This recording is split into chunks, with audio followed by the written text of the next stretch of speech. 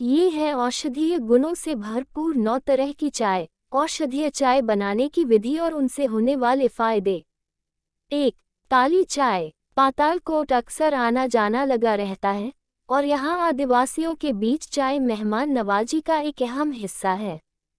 जबरदस्त मिठास लिए ये चाय बगैर दूध की होती है और चाय की चुस्की लेते हुए जब इन आदिवासियों से इस चाय की ज़्यादा मिठास की वजह पूछी जाए तो जवाब भी उतना ही मीठा मिलता है। आपके और हमारे बीच संबंधों में इस चाय की तरह मिठास बनी रहे।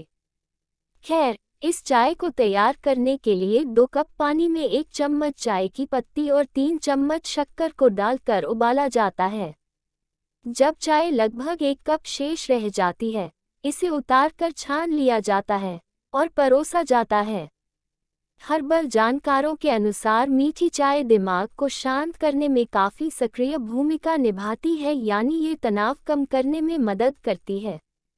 आधुनिक शोध भी चाय के इस गुण को प्रमाणित करते हैं।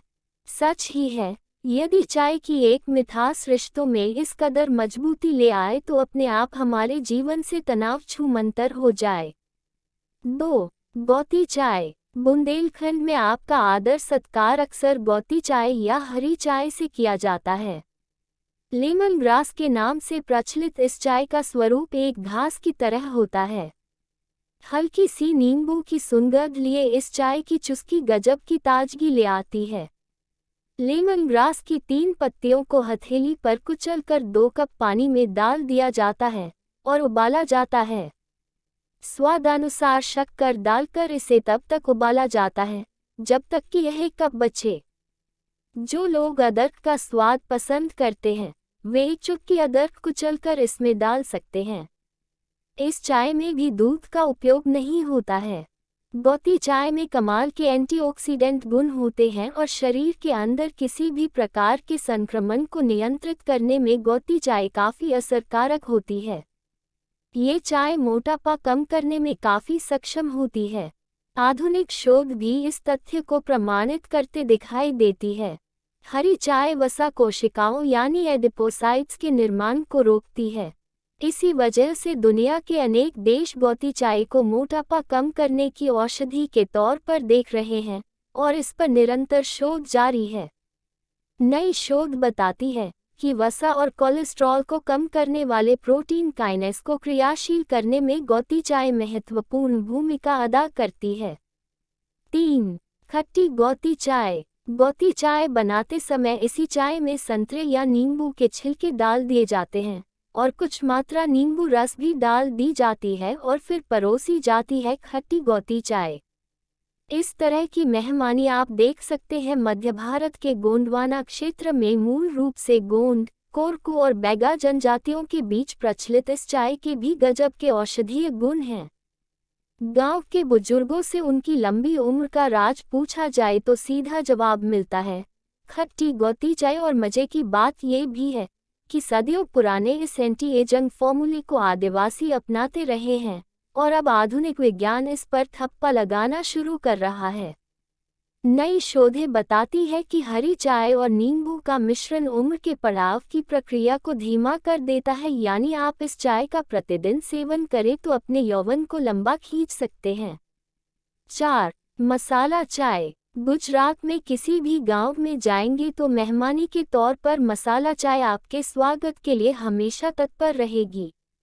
घरों में अक्सर मेहमान नवाजी के लिए छाछ या चाय का उपयोग किया जाता है। यदि आप चाय के शौकीन हैं तो आपको मसाला चाय परोसी जाएगी। काली मिर्च, सौंठ, तुलसी, दालचीनी, छोटी इलायची, बड़ी इलायची, लौंग, पीपरामूल, जायफल, जायपत्री और लौंग मिलाकर एक मसाला तैयार होता है। चाय पत्ती और दूध के उबलते पानी में चुटकी भर मसाला डाल दिया जाता है। स्वादिष्ट मसाला चाय जब आपको परोसी जाती है, न सिर्फ ये गजब का स्वाद लिए होती है, बल्कि शरीर ताजगी से भरपूर हो जाता है। मसालों के औषधीय गुणों से हम सभी गांव कनेक्शन के पिछले अंकों में रूबरू हो चुके हैं, यानी इन सभी मसालों का संगम जिस चाय में होगा, उसके औषधीय गुण भी कमाल के होंगे ही। 5. बस्तर की सैदी या मीठी चाय। शहद होने की वजह से इस चाय को शहदी चाय या सैदी चाय कहा जाता है।